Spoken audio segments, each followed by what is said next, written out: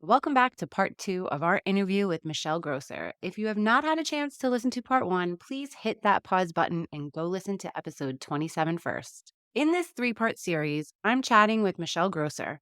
Michelle is a nervous system expert, a certified master life coach, and the host of the Calm Mom podcast. Through somatic and neuroscience based modalities, she coaches women through discovering what's beneath their triggers and emotions so they can begin their healing journey and find peace in the present. She deeply believes that the most profound thing we can offer our children is our own healing. In today's episode, Michelle is going to walk us through the difference between reacting to a stress trigger versus responding to one, how we can remap our neuropathways, the effect stress can have on autoimmune diseases, and some healthy habits you can add into your daily routine to help regulate your nervous system. So let's jump back into our chat with Michelle.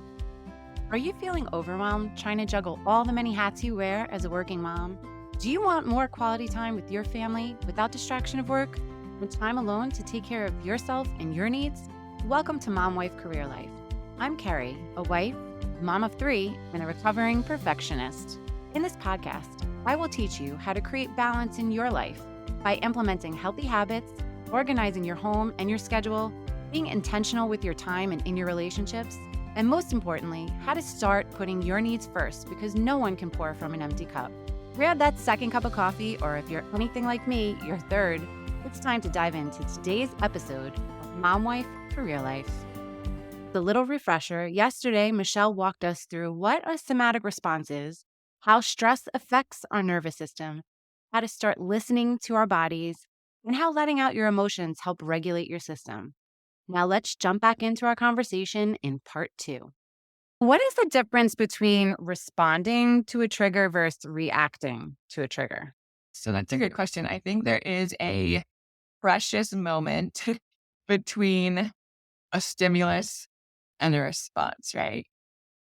There is a brief second between us being triggered by something or something happening or, a comment from our kids or a look from our husband and how we respond to it or react to it. And I mean, those are just labels put on it, but really the difference is just our intention. When we are reacting, we're immediately flying into the part of our brain that's just responsible for survival. It's a stress response. So that feels like an attack very often, or it feels like emotional volatility very often, or it's just like that's when we snap. That's just a reaction. But we want to be able to get to a place where we can actually sit in that space between the stimulus and our response, and then consciously choose how we're going to decide. Like, yes, that comment was absolutely out of line or disrespectful, or like whatever it is that's like getting on our nerves. And I have the capacity to take a deep breath, regulate my nervous system, right? And bring myself to a place where I have access to my prefrontal cortex, which is the part of my brain that is responsible for like any part of me that's like mature and shows up good, right? So like our communication, our high level communication, and being able to see things from different perspectives and compassion and curiosity and all of these things. That's what we want to be able to access when we're feeling triggered. But it's really hard to do that when we don't have the patterning to pause and then consciously choose how to decide. So it's really just creating a new pattern in responding and having tools in our back pocket that we know help our nervous system to regulate. And it's definitely a practice because, yeah, the scenario my head went to when you were talking was communicating with my children and them setting me off, especially in the morning with just fighting, trying to get them out of the house. And it's my response to it. I have to stop, take a deep breath, know that if I react in a negative way, it is just fuel on the fire. It's going to cause more stress for them, more stress for me. And I don't want my kids going to school with all that stress. I want them to be able to have a positive mindset walking into whatever challenges that day may bring.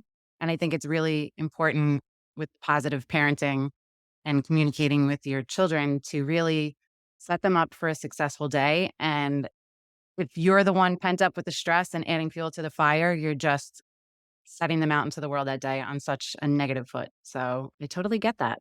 Yeah, something that I've been reminding myself of lately and also when my kids were younger is just like this little mantra of like peace begins with me.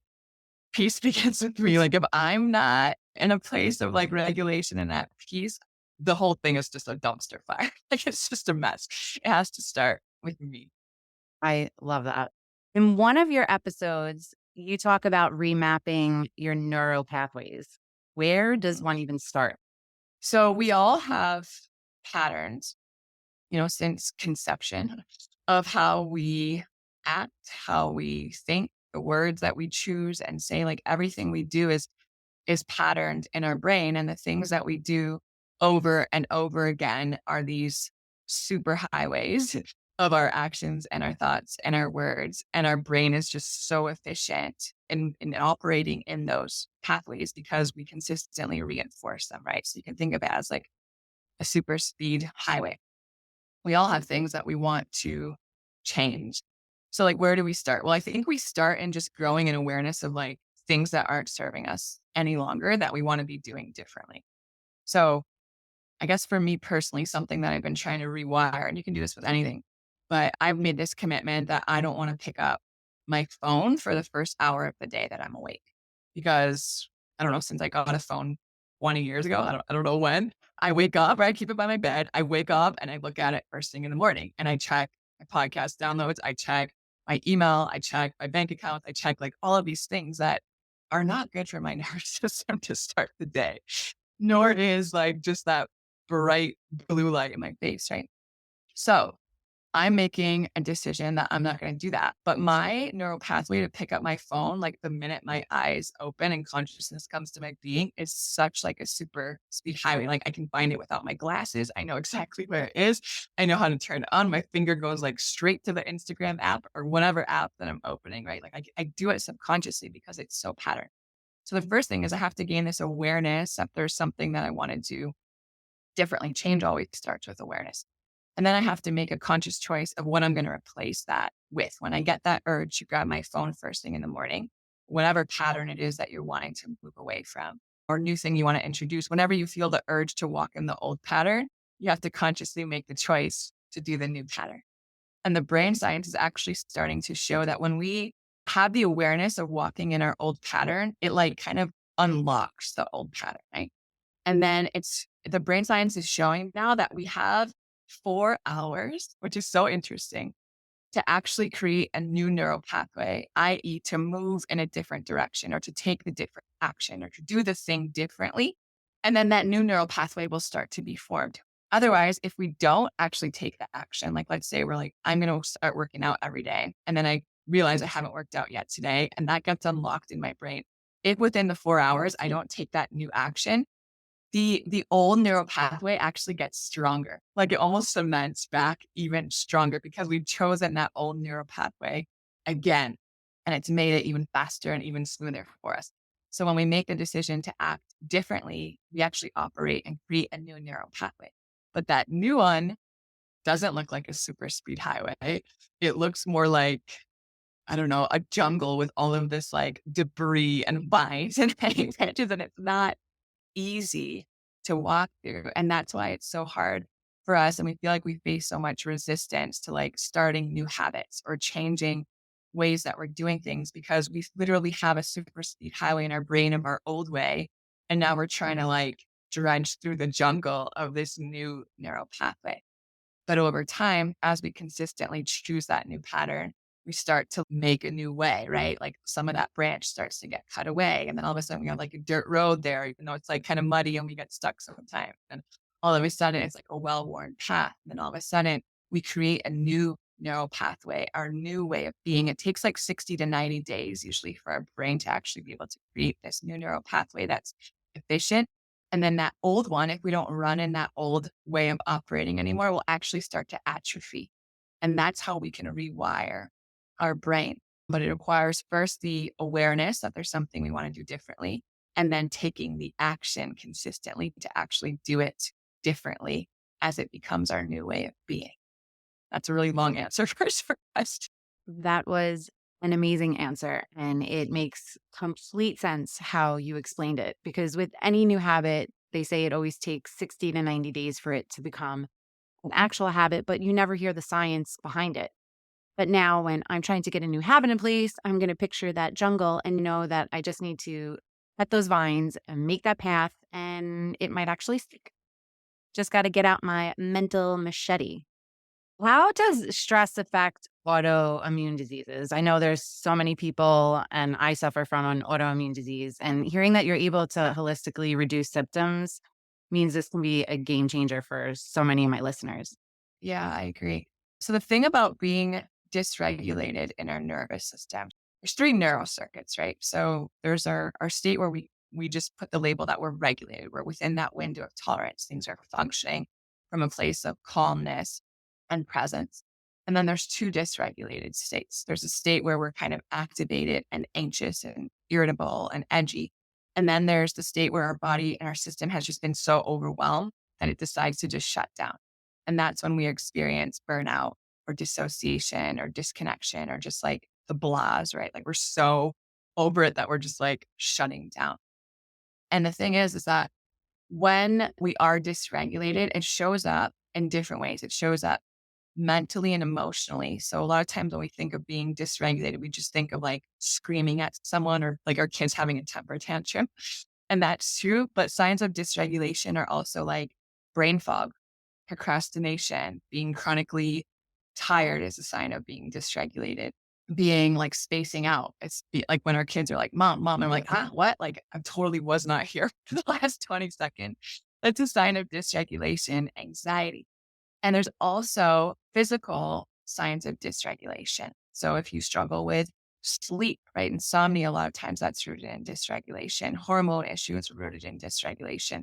Gut issues are rooted in dysregulation. IBS and autoimmune conditions are rooted in a dysregulated nervous system.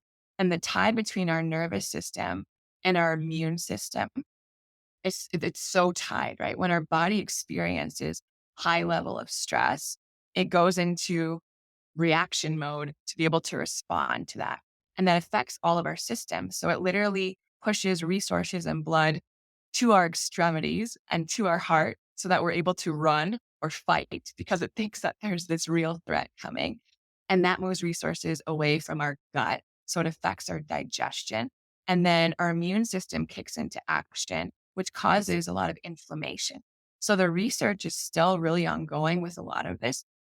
But people who have, Hashimoto's or all these like lupus, a lot of different Graves' disease, a lot of different kinds of autoimmune conditions, find that when they really get to the source of nervous system healing and dealing with a lot of these traumas in their past and just things that they've experienced that have caused their body to be in a chronic stress response, that it changes the release of hormones in their body. It changes the way their immune system functions because it doesn't have to be on such high alert. We're able to repair from the burnout and the depletion, right, in our cells and in like from a cellular level of everything that's being thrown at us. And it has an impact on every part of our being, including symptoms of autoimmune conditions. I think that can seriously be a life changer for so many people. I know myself, I have dermatographia, which is a skin based autoimmune thing. Mhm. And I've been looking for like different foods and different diets, but it never even occurred to me that it could just be stress on my body. So that's definitely a path. And that's why when I started listening to your podcast, those were the light bulbs that were going off in my head to say, you mean I don't have to feel like this all the time? I can do something because there's no pill you could take for what I have. So it's definitely a lot of work I'm going to be doing for myself. How do you nourish your brain and your nervous system? So there's a lot of habits and a lot of components that go into nervous system health.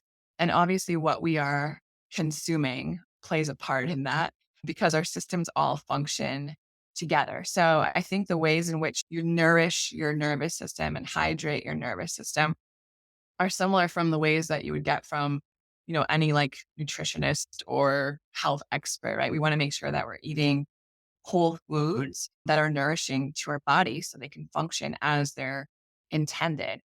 Food can also be regulating to our nervous system. Our nervous system really responds to things like temperature. So if we are feeling really anxious and kind of wired, even having like soups or stews or things that are like warm for our body can actually be really soothing and regulating to our nervous system. So why when we're sick also, like soup is just so it's like so good for our soul. And that the temperature of it and everything about it is like soothing to our nervous system. And then on the flip side too, if we're actually feeling burnt out or disconnected or dissociated, or when you notice that we're like just kind of spacing out, we can actually introduce foods that are really fresh and cold. And that actually has an impact on our nervous system. So like drinking some ice water, having like a popsicle, or just something that feels really like fresh, like a salad maybe, actually has an impact on our nervous system. And then when it comes to hydrating our bodies, that's a huge factor in our nervous system. Our brain requires a certain level of hydration in order for our neurons to be able to communicate effectively and for everything to function up there as it's designed. So we just want to make sure that we're taking in enough nourishing foods and hydrating our bodies so that those systems can be functioning properly. And one of the symptoms or signs of dysregulation is when we actually feel disconnected from our own body. So when we are operating from a state of dysregulation, we can notice that we feel like we're often having out of body experiences. Like we might even feel like we're literally numb to like pain, like our bodies won't experience pain the same way. So that can have an impact on what we're eating and drinking too. Like it's why some days you can like just jump into work and then it's 2 p.m. and you're like, oh my gosh, like I haven't even eaten anything yet today. Or some of my clients that tend to operate in this space and like, have you drank any water today? And just like starting with these basics, because when we are dysregulated, sometimes we can be in a space of disconnection from our body. So we have to be extra intentional about making sure it is a holistic thing, right? So making sure that we're on a base level, giving it what it needs to be able to function food and drink wise. So on the hydration point, I'll show you my bottle. I actually, Oh my gosh, I think I have the I same one. that's so great. We're showing each other our 64-ounce motivational water bottles right now. But it's the only way I'm able, with my busy schedule, to really know how much water I'm drinking every day and to Okay. make sure I'm drinking that much. Otherwise, I'll be like, oh, I had a cup maybe in the morning. And oh, I always have my water bottle with me. This is a good place for us to take pause. Make sure you come back tomorrow to listen to the last of our 3-part series with Michelle, where she'll walk us through how to listen to and communicate with our bodies and ways we could regulate our nervous system in less than a minute. Sending you so much love and light until next time on Mom Wife Career Life with Carrie Pat. Before you go, if you found this podcast helpful, I would be so grateful if you would take a minute, go on over to iTunes and leave me a review. If you have other stressed out mamas in your life that you feel this podcast could help, take a screenshot of this episode, post it in your Instagram stories, and tag me, and let them know they are not alone and they can create balance in their life too. If there is a topic you would like me to cover or you just want to connect, DM me on Instagram at mom.wife.career.life or join our new Facebook community. Sending you love and light until next time on the Mom Wife Career Life podcast with Carrie Pat.